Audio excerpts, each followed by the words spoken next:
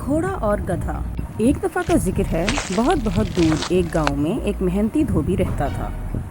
دھوبی کا ایک چھوٹا سا گھر تھا اور اس گھر کے پیچھے ایک گودام تھا جہاں اس کے پیارے گدھا اور گھوڑا رہتے تھے۔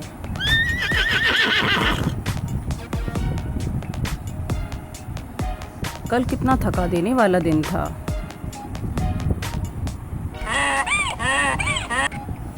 اگر کوئی تھکا ہوا ہے تو وہ میں ہوں، میں نے سارا وزن اٹھایا۔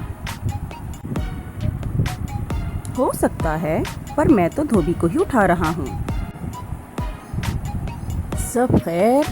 چلو بھائی، امید ہے تم لوگوں کو کچھ آرام مل گیا کیونکہ اب چلنے کا وقت ہے۔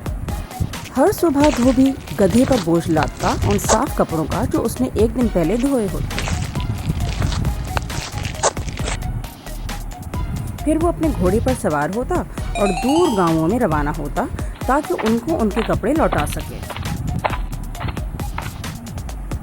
سارا دن وہ دھلے ہوئے کپڑے لوگوں کو پہنچاتا اور میلے کپڑے لے لیتا۔ البتہ گدھا اکثر تھک جاتا کیونکہ وہ سارے کپڑے اٹھاتا تھا، اور جب تک وہ گودام پہنچتا وہ عام طور سے تھکا ہوا ہوتا۔ وہ کھاتا اور اس کو فوراً نیند آ جاتی۔ تم کیا کر رہے ہو گدھے؟ پہلے سے ہی سو رہے ہو؟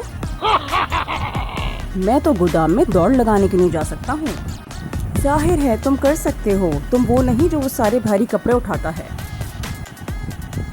دھوبی اگلی صبح جلدی اٹھ گیا اور میلے کپڑے دھوئے جو اس نے ایک دن پہلے جمع کیے تھے۔ ہاں، اب جب کہ میں نے سب کر لیا، میں گاؤں جاؤں گا اور مزید میلے کپڑے جمع کروں گا۔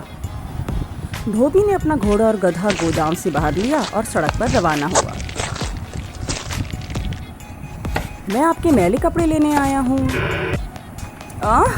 خوشی ہوئی تمہیں یہاں دیکھ کر دھوبی۔ یہ رہے میلے کپڑے جو ہم پورے ہفتے سے جمع کر رہے ہیں۔ شکریہ میڈم، میں آپ کے کپڑے لا دوں گا جتنی جلدی ہو سکے گا۔ دھوبی نے گاؤں میں سارے گھروں کے دروازے کھٹکھٹائے۔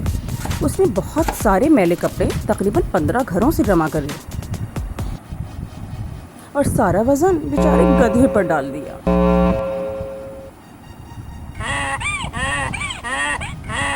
یہ بہت بھاری ہیں۔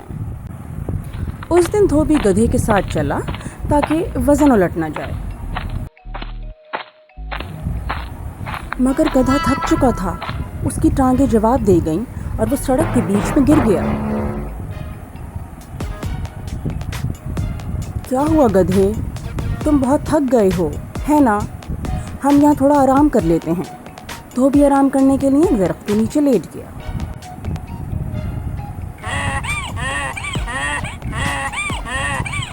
تم کیا چاہتے ہو؟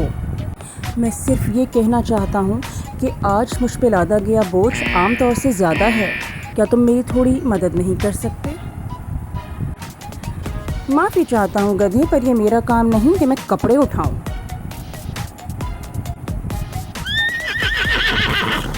دھوبی آخرکار اٹھ کھڑا ہوا اور وہ سب پھر سے رستے پہ چل پڑے۔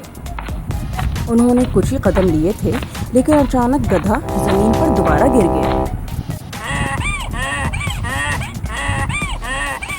اوہ میرے بیچارے گدھے، سوری، میں نے آج تمہیں بہت تھکا دیا۔ چلو تھوڑا سا پانی پیو۔ دھوبی نے گدھے پر سے سارے کپڑے اتارے اور گھوڑے کی پشت پر رکھ دیے۔ اوہ! گدھے نے آخرکار بہتر محسوس کیا، پر اس بار گھوڑے کا بوجھ اس کے لیے بہت زیادہ تھا۔